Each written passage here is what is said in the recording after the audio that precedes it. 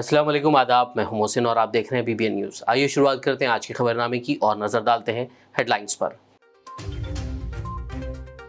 तेलंगाना के वजीर लेबर की रिहायशगाह पर आईटी की तलाशी आज दूसरे दिन भी जारी। टैक्स चोरी के शुबे में आईटी हुक्काम ने वजीर और उनके रिश्तेदारों के यहां मारे छापे।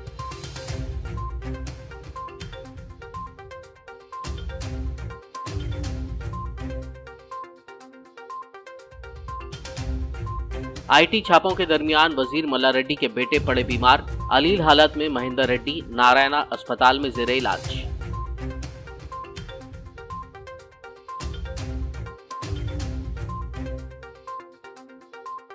तेलंगाना के वजीर लेबर मल्ला रेड्डी ने बीजेपी पर लगाया इल्जाम। कहा, सियासी दुश्मनी की वजह से उनके और उनके रिश्तेदारों पर हो रहे हैं आईटी के छापे।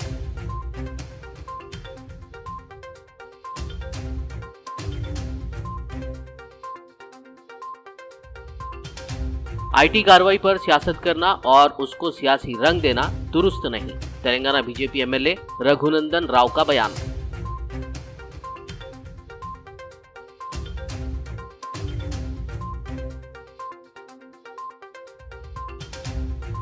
बीजेपी लीडर राम का नाम लेकर कर रहे हैं राउडीज़म। टीआरएस एमएलसी के कविता ने लगाया इल्जाम।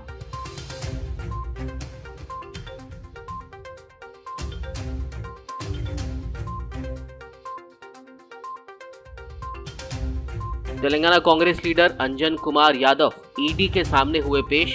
नेशनल हेराल्ड केस की तहकीकात के हिस्से के तौर पर ईडी ने की पूछगछ। और अब खबरों की तफसील। तेलंगाना के वजीर लेबर की रिहायशगाह पर आईटी ओहदेदारों की तलाशी आज दूसरे दिन भी जारी रही। टैक्स चोरी के शुबे में आईटी हुक्काम छापे मार रहे हैं।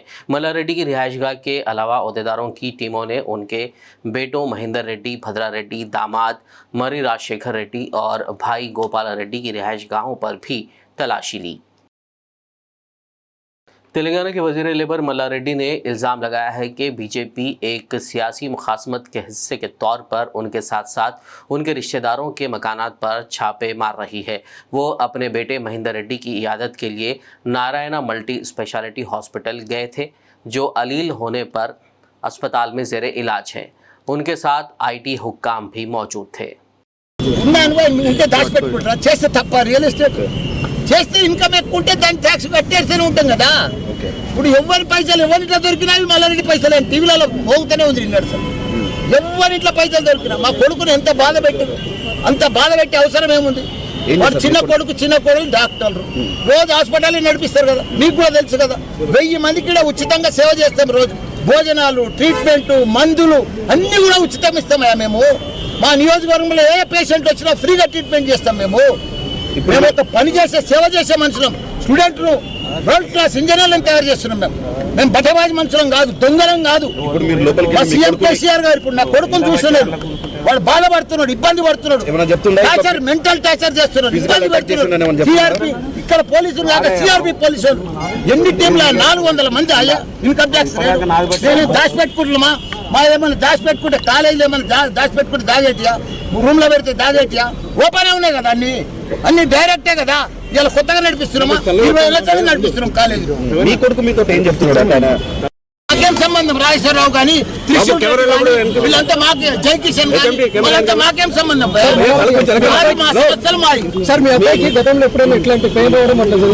రాలేదా? तेलंगाना बीजेपी एमएलए रघुनंदन राव ने कहा है कि आईटी कार्रवाई पर सियासत करना और उसको सियासी रंग देना दुरुस्त नहीं है। आईटी हुक्काम को इख्तियार है कि वो शिकायत मिलने पर किसी के घर जाकर छापा मारे। उन्होंने शक जाहिर किया कि तेलंगाना के वजीर लेबर मल्ला रेड्डी के करीबी अफराद ने आईटी में शिकायत दर्ज कराई होगी। కాయిదాలు పరిశీలిస్తారు, సంబంధించి ఏమైనా జవాబులు చెప్పమని అడుగుతారు తప్ప మానాండిల్ చేస్తారని నేను అనుకుంటలేను. ఒక బాధ్యత గల మంత్రి స్థానంలో ఉన్న ఆయన రాజకీయ కోణం లోపల మాట్లాడడం అనేది బాధాకరమైనటువంటి విషయం. నేను భారతీయ జనతా పార్టీ నాయకులైనా, కాంగ్రెస్ నాయకులైనా, కమ్యూనిస్ట్ నాయకులైనా ఎవరైనా కుమారుడికి అస్వస్థత రాజకీయ కుట్ర అయితే అయి ఉంటుంది బహుశా మల్లారెడ్డి గారు చెప్పినట్టు. ఎందుకంటే ఈ మధ్యన గౌరవ ప్రజాప్రతినిధులకు ఎవరికి నోటీసులు ఇచ్చినా గుండె నొప్పి వచ్చిందని దవాఖానకు పోతా ఉన్నారు. నేను ఒక 30 సంవత్సరాల నుంచి ప్రాక్టీస్ చేస్తున్నటువంటి ఒక అడ్వకేట్గా నాది సమాజం ముందు, తెలంగాణ ప్రజల ముందు నాది ఒక ప్రశ్న. నిన్న మొన్నటిదాకా మంచిగా ఉన్నటువంటి వ్యక్తి, నిన్న పొద్దుల వాకింగ్ చేసినటువంటి వ్యక్తి, మంచిగా ఆరోగ్యంగా ఉన్నటువంటి వ్యక్తులకి ఈడీ నోటీసులో ఐటీ నోటీసులో రాగానే గుండె నొప్పి ఎందుకు వస్తుందో నాకు అర్థమైతే లేదు. బాధ్యత గల మంత్రి మల్లారెడ్డి గారు ఇందాక మీడియాతో మాట్లాడుతూ నా కొడుకు రాత్రి కొట్టినట్టు ఉన్నారు. ఐటీ అధికారులు కాగితాలు పరిశీలిస్తారు, సంబంధించి ఏమైనా జవాబులు చెప్పమని అడుగుతారు తప్ప మ్యాన్ హ్యాండిల్ చేస్తారని నేను అనుకుంటలేను. ఒక బాధ్యత గల మంత్రి స్థానంలో ఉన్న ఆయన రాజకీయ కోణం లోపల మాట్లాడడం అనేది బాధాకరమైనటువంటి విషయం.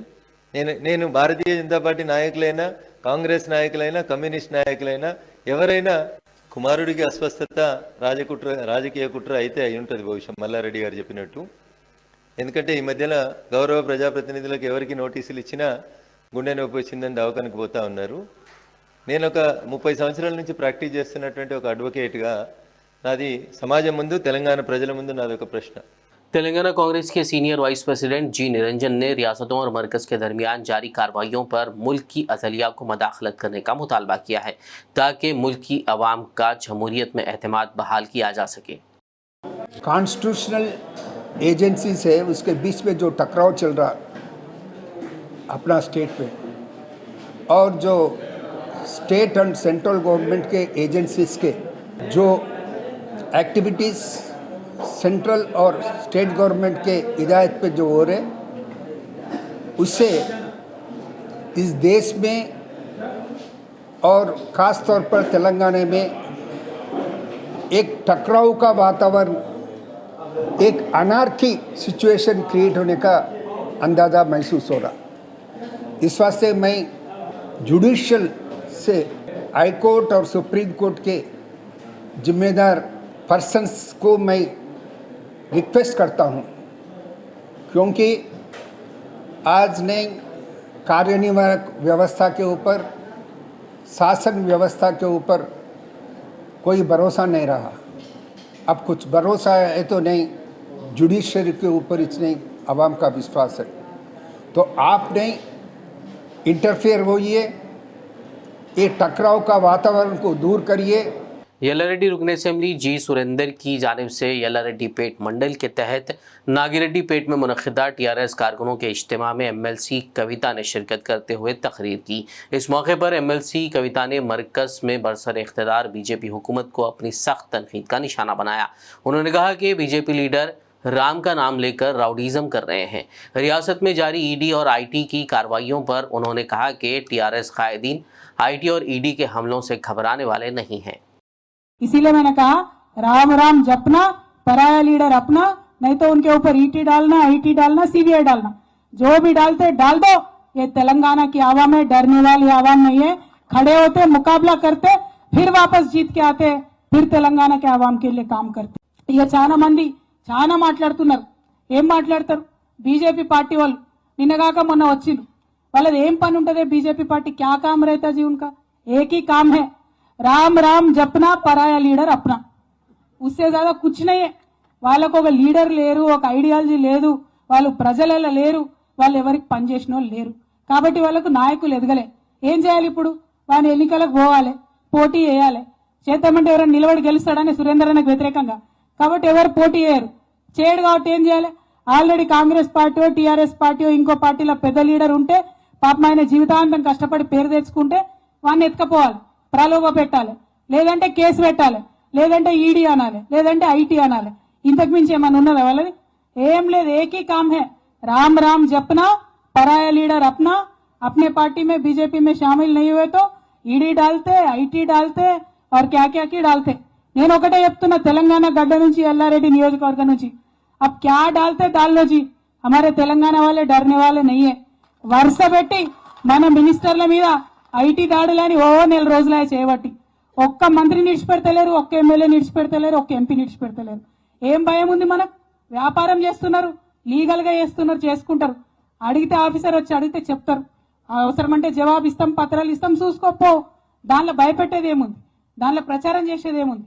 ఎందుకోసం చేస్తున్నారు? అదే మనం మన ప్రభుత్వం నుంచి నిన్నగాక మన ఎమ్మెల్యేలు కొనడానికి కొంతమంది వచ్చిరు. మనం ఏమన్నాం? సరే బాబు, ఆయన ఎవరిదో పేరు వినబడ్డది. वजीर मल्लारेड्डी और उनके रिश्तेदारों पर IT की रेड से नाराज कंटोनमेंट TRS कायदीनों कारकुनान ने आज एहतजाज करते हुए मरकजी हुकूमत पर बरहमी का इजहार किया।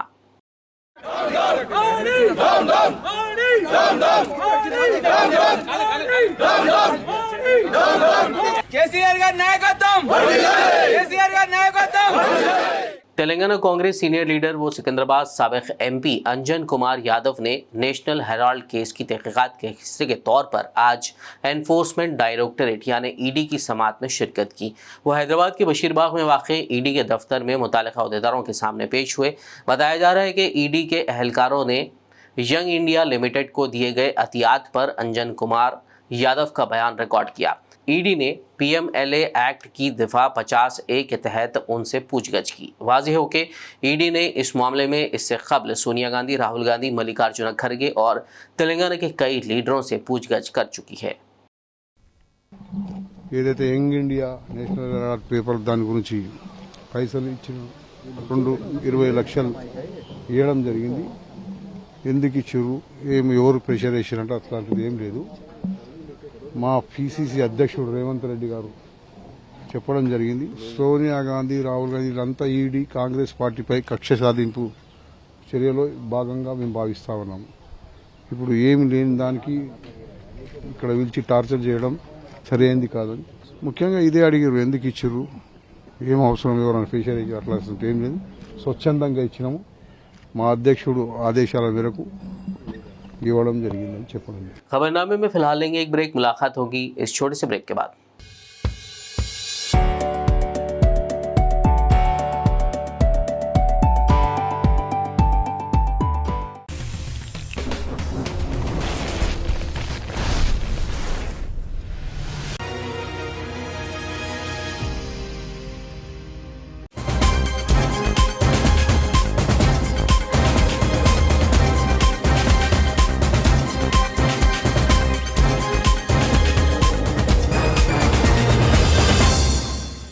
ब्रेक के बाद खबरनामे में आपका दोबारा खैर मकदम है। आइए बढ़ते मजीद खबरों की जानिब। शहर हैदराबाद में बढ़ते खसरा और रुबेला के मामलात पर काबू पाने और इस बीमारियों से बचाव के लिए बच्चों को दी जाने वाली वैक्सीनेशन के मुतालिक अवाम में शऊर बेदारी के मकसद से आज वर्ल्ड हेल्थ ऑर्गेनाइजेशन, हुकूमत और महकमे सेहत के इश्तराक से शहर के उलमा, मशाइखीन और समाजी शख्सियात के साथ एक इजलास मुनक़्क़िद किया गया।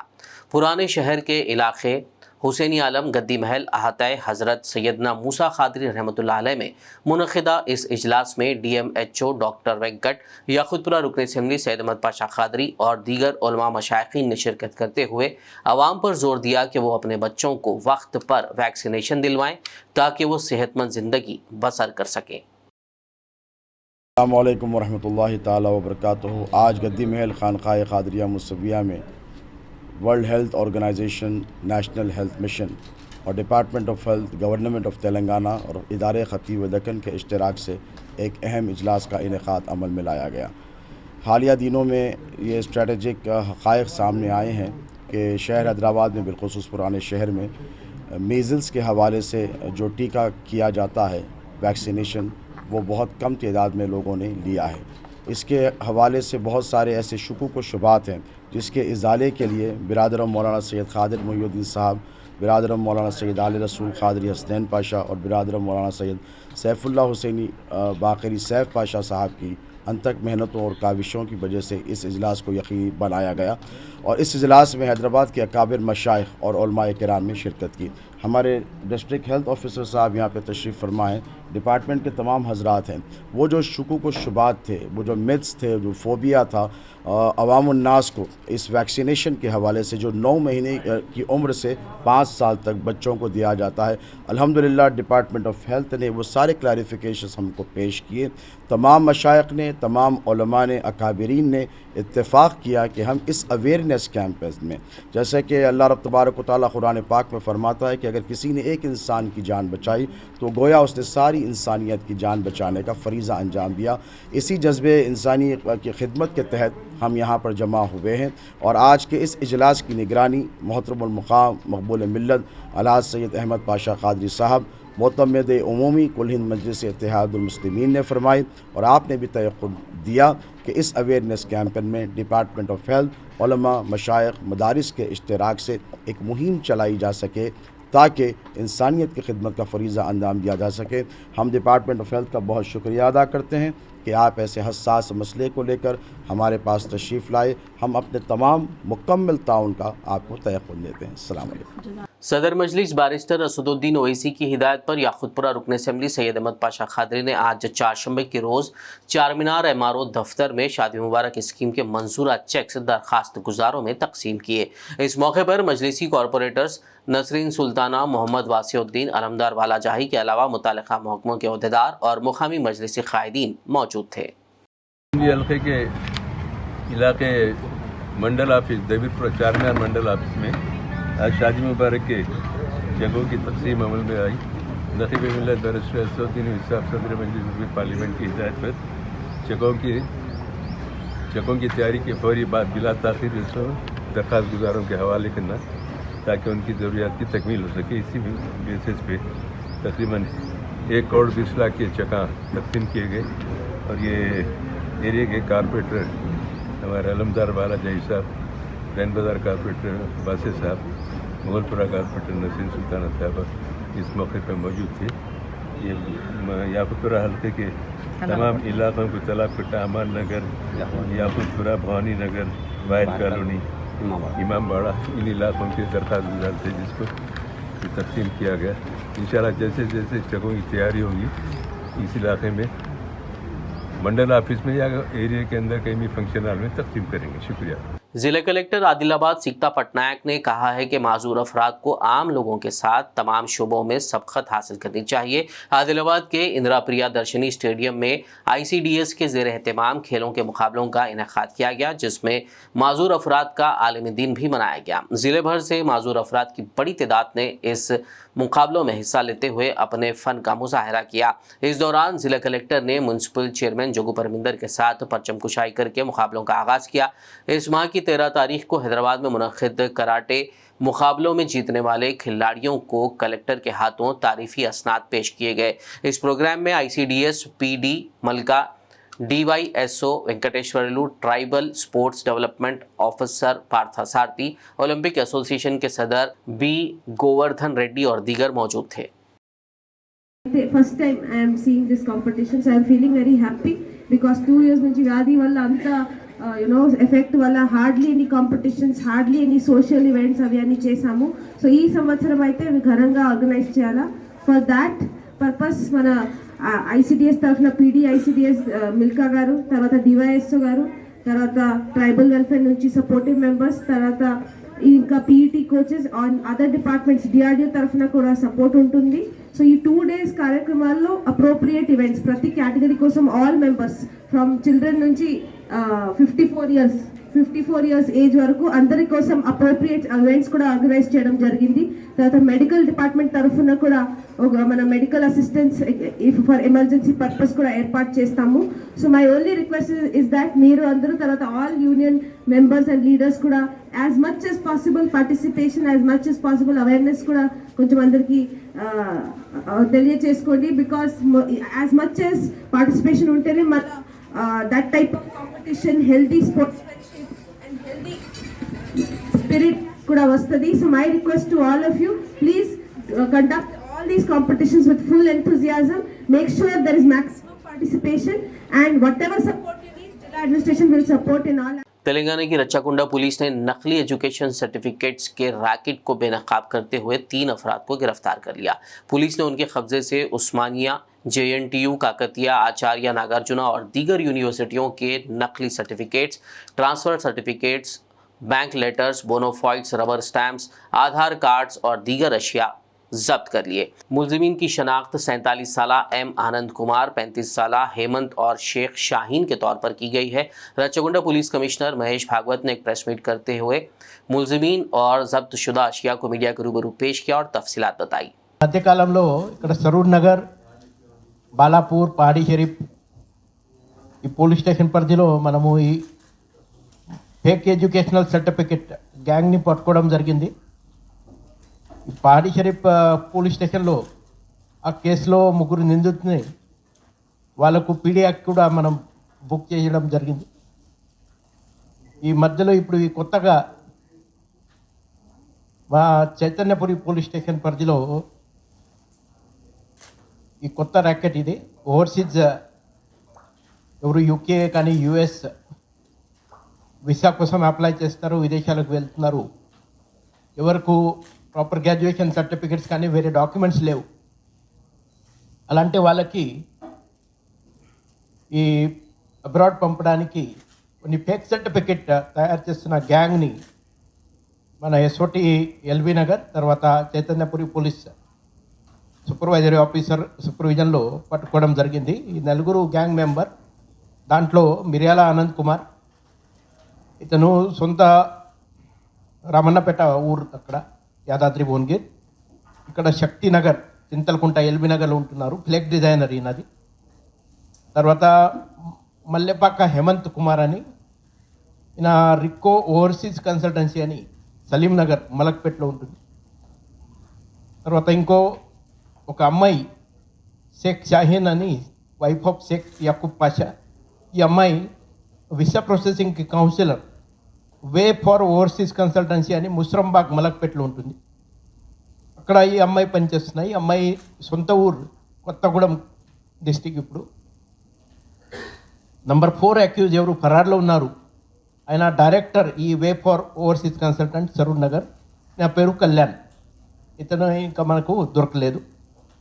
ఈ ముగ్గురు ముఠాని అరెస్ట్ చేస్తూ వాళ్ళ దగ్గర నుంచి ఉస్మానియా యూనివర్సిటీ సంబంధి 10, Jawaharlal Nehru university 14, Andhra university certificate 8, Acharya Nagarjuna university 6, Kakatiya university certificates 3, SRM university Chennai అది 4, Telangana board intermediate certificates 5, SSC certificate 6, Gitam university certificate 12, Gulbarga university certificate 6, Annamalai university 4, GRE certificates 10, Aadhaar card 5, diploma certificate 4, driving licence 4, letter of recommendations 11, fake offer letter 8।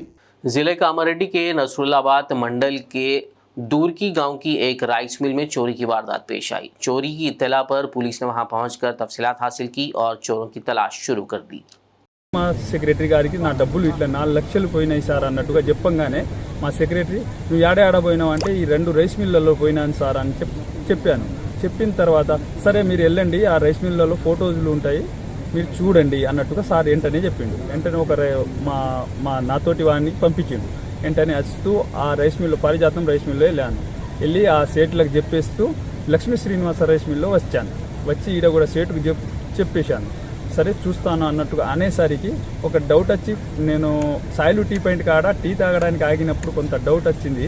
అక్కడికి వెళ్ళి చూద్దామని Sailu tea పాయింట్కి వెళ్ళిపోతూ ఆడ Honda showroom వాళ్ళ CC photos చూద్దామని ఆడ ఆగేసరికి పారిజాతం సేటు దీంట్లో ఇక్కడ మీ దగ్గర ఈ నుంచే నీ అమౌంట్ పోయిందని ఫోన్ చేయంగానే మళ్ళీ మేము వచ్చేసి ఆ తర్వాత పోలీసులకు మేము కంప్లైంట్ చేశాం.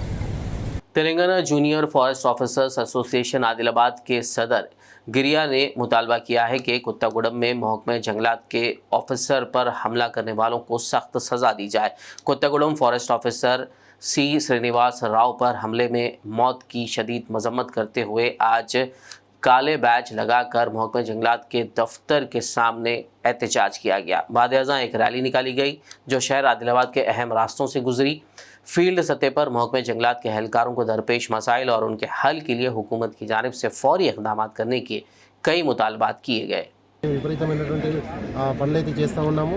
కానీ మా యొక్క రక్షణనే కరువైనటువంటి ఈ సందర్భంలో మీ మీడియా ముందుకు వచ్చి మాట్లాడుతూ జరుగుతూ ఉంది. ఏం లేదు, గతంలో చాలా సందర్భాల్లో కూడా అటవీ శాఖ అధికారులపైన విపరీతమైనటువంటి దాడులు అయితే జరిగాయి. ఆ దాడుల్లో విచక్షణ రహితంగా మా కుటుంబ సభ్యులు ఈ ఫారెస్ట్ అధికారులైనటువంటి మా కుటుంబ సభ్యులందరూ కూడా దుర్మరణం పాలినటువంటి సందర్భం చాలా ఉంది. చాలామంది అమరులైనటువంటి సందర్భము. అటవీ భూములను రక్షించే పనిలో భాగంగా శ్రీనివాసరావు గారు ఆ వ్యక్తి అక్కడ వాటిని వరించేయడానికి పోయినటువంటి సందర్భంలో అక్కడ ఉన్నటువంటి గుర్తిపోయలు విచక్షణ రహితంగా ఆయన పైన దాడి చేసి చంపినటువంటి సంఘటన మీరందరూ చూస్తున్నారు. అది హృదయ విదారకంగా ఉంది, అందరినీ కలిసివేసే విధంగా ఉంది. నిజంగా ఇది చాలా అత్యంత దారుణము. మా యొక్క ప్రాణాలకి రక్షణ లేనటువంటి ఉద్యోగం చేయడం మాకు చాలా కష్టంగా, కత్తి మీద సాంలాగా ఉంది. దీన్ని చేయడం కూడా మాకు చాలా కష్టము.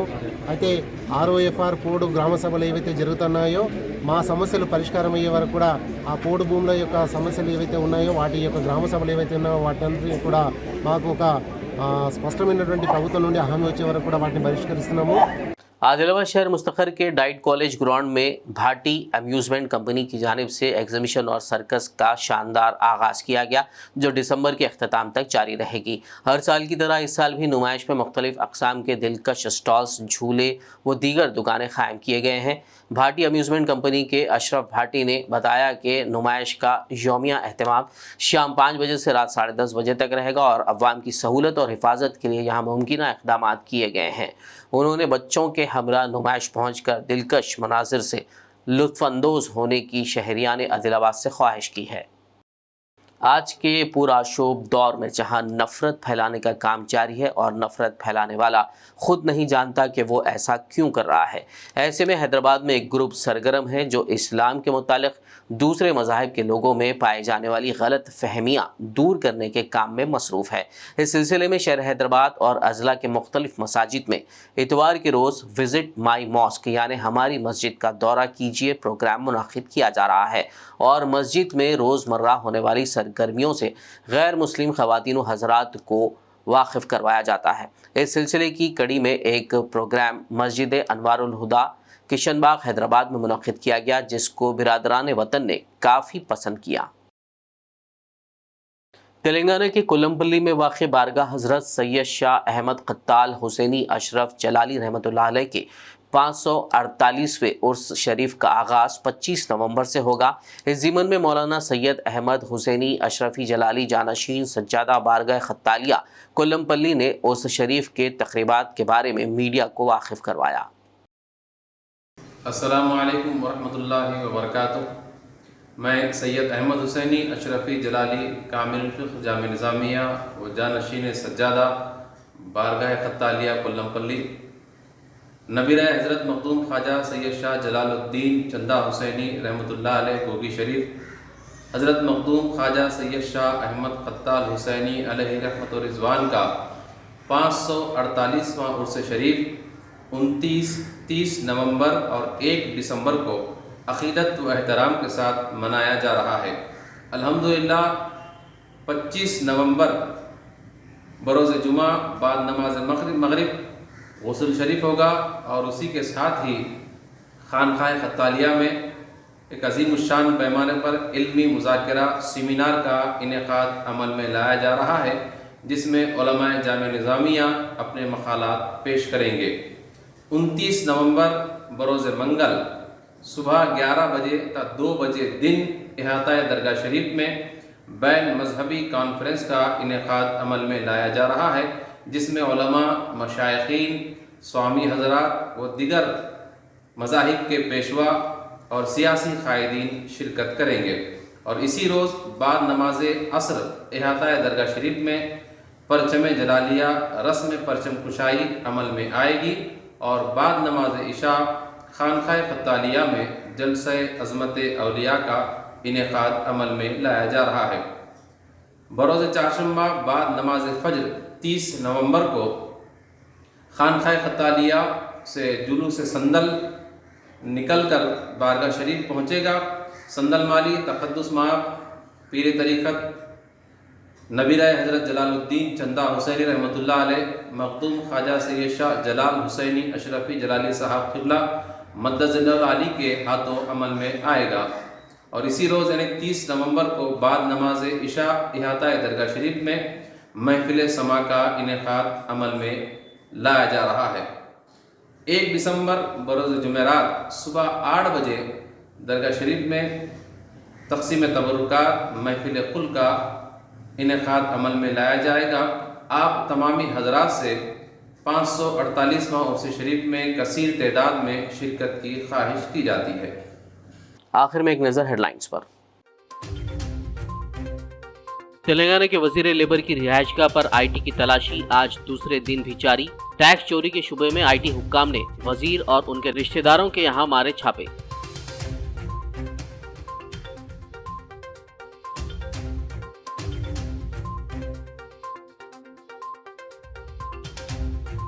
आईटी छापों के दरमियान वजीर मल्ला रेड्डी के बेटे पड़े बीमार। अलील हालत में महेंद्र रेड्डी नारायणा अस्पताल में जेरे इलाज।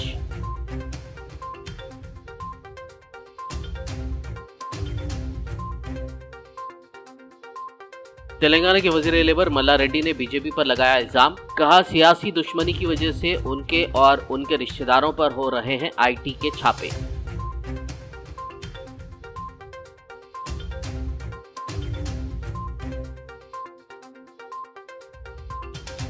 आईटी कार्रवाई पर सियासत करना और उसको सियासी रंग देना दुरुस्त नहीं, तेलंगाना बीजेपी एमएलए रघुनंदन राव का बयान।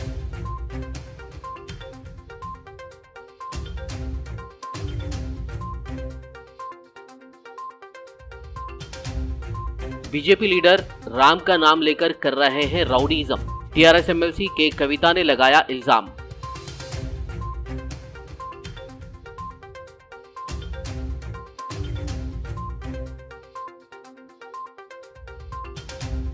तेलंगाना कांग्रेस लीडर अंजन कुमार यादव ईडी के सामने हुए पेश, नेशनल हेराल्ड केस की तहकीकात के हिस्से के तौर पर ईडी ने की पूछगछ। खबरनामे में फिलहाल बस इतना ही। ताज़ा तरीन अपडेट्स के लिए देखते रहिए बीबीएन न्यूज़ यूट्यूब और फेसबुक पर मौजूद हमारे वीडियोस को लाइक और शेयर जरूर कीजिए। बीबीएन चैनल के व्यूअर्स के लिए एक अहम इत्तला, अब बीबीएन चैनल का टेलीकास्ट भारत भर में हो रहा है। हमारे व्यूअर्स भारत में कहीं भी टीवी पर अब बीबीएन चैनल देख सकते हैं। स्क्रीन पर बीबीएन चैनल की टेलीकास्ट डिटेल्स दस्तयाब हैं। इसके अलावा भारत भर में किसी भी एरिया में अगर आप बीबीएन चैनल देखना चाहते हैं तो आप अपने केबल ऑपरेटर को इसके लिए कह सकते हैं। आपकी डिमांड पर वो ज़रूर बीबीएन चैनल टेलीकास्ट करेंगे, क्योंकि बीबीएन एक फ्री टू एयर चैनल है। इसके लिए आपको सिर्फ हमारे दिए गए नंबर पर केबल ऑपरेटर से कॉल या व्हाट्सएप पर मैसेज करवाना है। हम आपके केबल ऑपरेटर तक बीबीएन चैनल पहुंचा देंगे, जिससे वो आपके एरिया में टेलीकास्ट कर सकते हैं। इसके लिए चैनल की हमारी पूरी टीम लगातार काम कर रही है ताकि आप तक बीबीएन चैनल को पहुंचाया जाए। इसके अलावा बीबीएन चैनल को भारत भर में रिपोर्टर्स की ज़रूरत है। अगर आप सहाफ़ी हैं और बीबीएन चैनल से जुड़ना चाहते हैं तो आप भी दिए गए नंबर पर रब्त कर सकते हैं।